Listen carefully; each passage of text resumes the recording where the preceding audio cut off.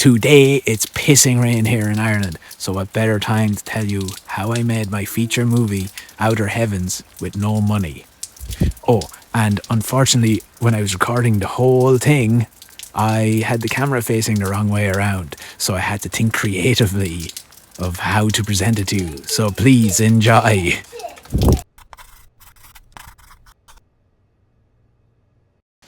Now, at this stage, I would consider myself somewhat of an expert in making movies with no money.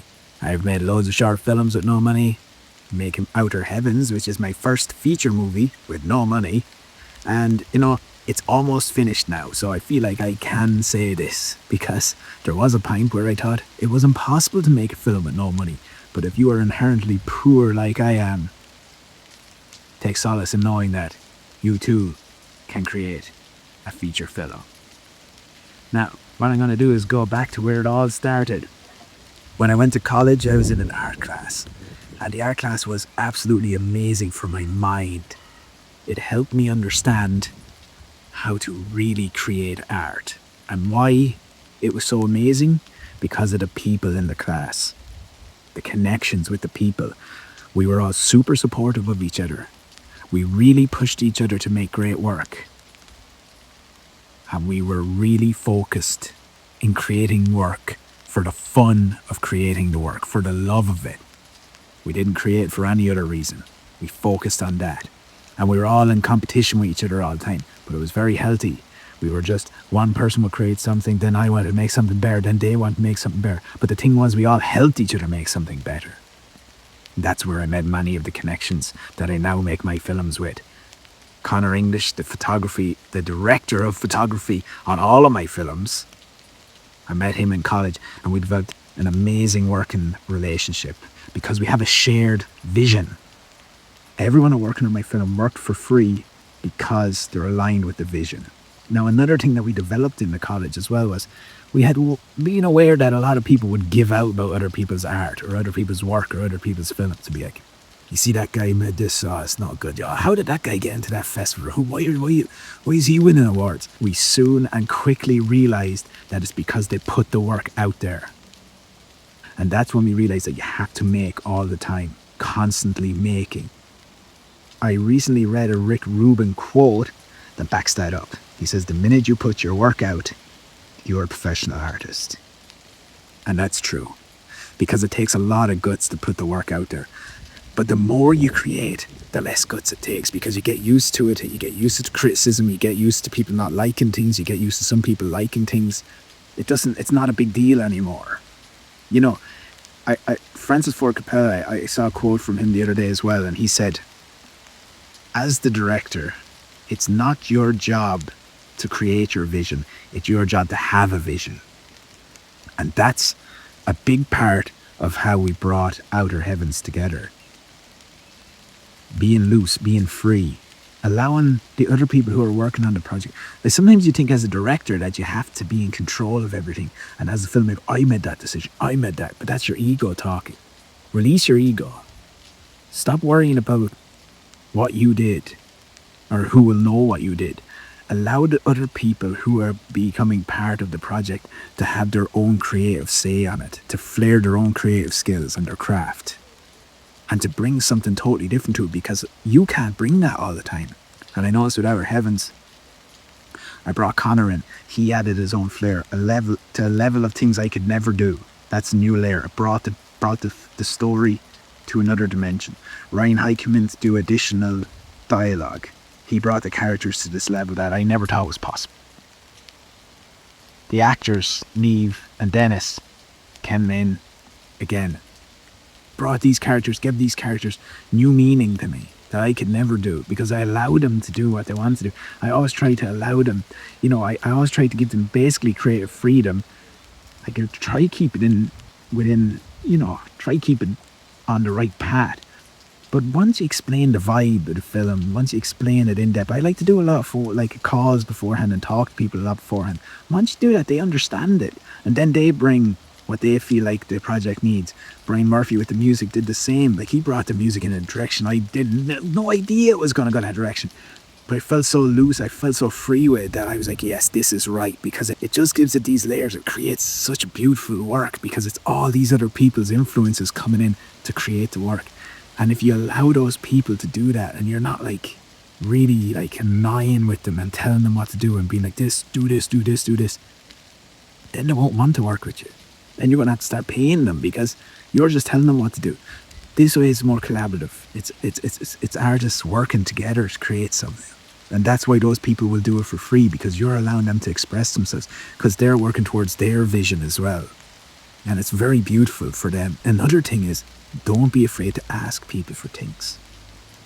Like when it came to costume, I did like asking them, because I've had this vision in my head, like, how are we ever going to do that? And then when you ask people who are in that department, they bring something you never thought would be possible. And it's even better than what you could have imagined in your head.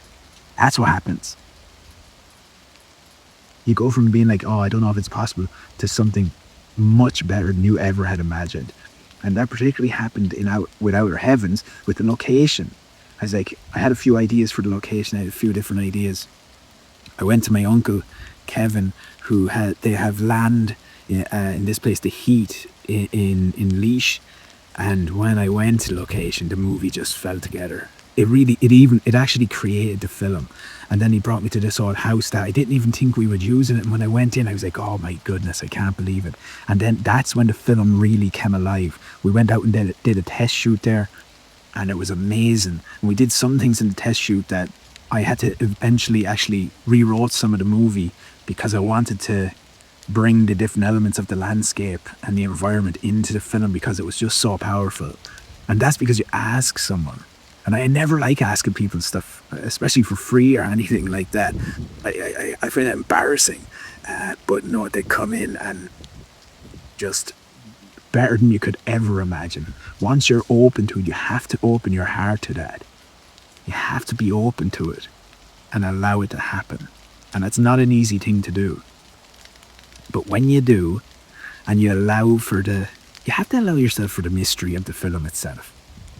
Allow yourself not to know what the film is going to be completely about. Because that way, everything works.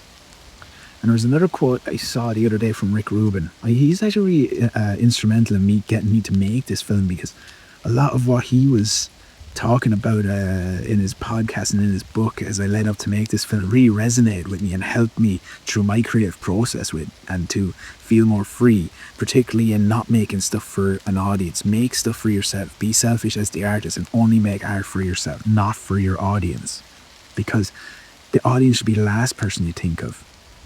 And by doing that, your work becomes so sincere and authentic that people resonate with it, really, because when you're trying to guess people's taste is so complex, you can never guess it. You could never guess what I like. It'd be impossible. You'd be wrong. So why not? But the person that you do know, the person's whose taste you know the best is your own. So create that. That's the work you need to create. And when you're more true to that, the project becomes more beautiful and the process becomes almost meditative. It becomes so beautiful, so freeing, a real sense of freedom. And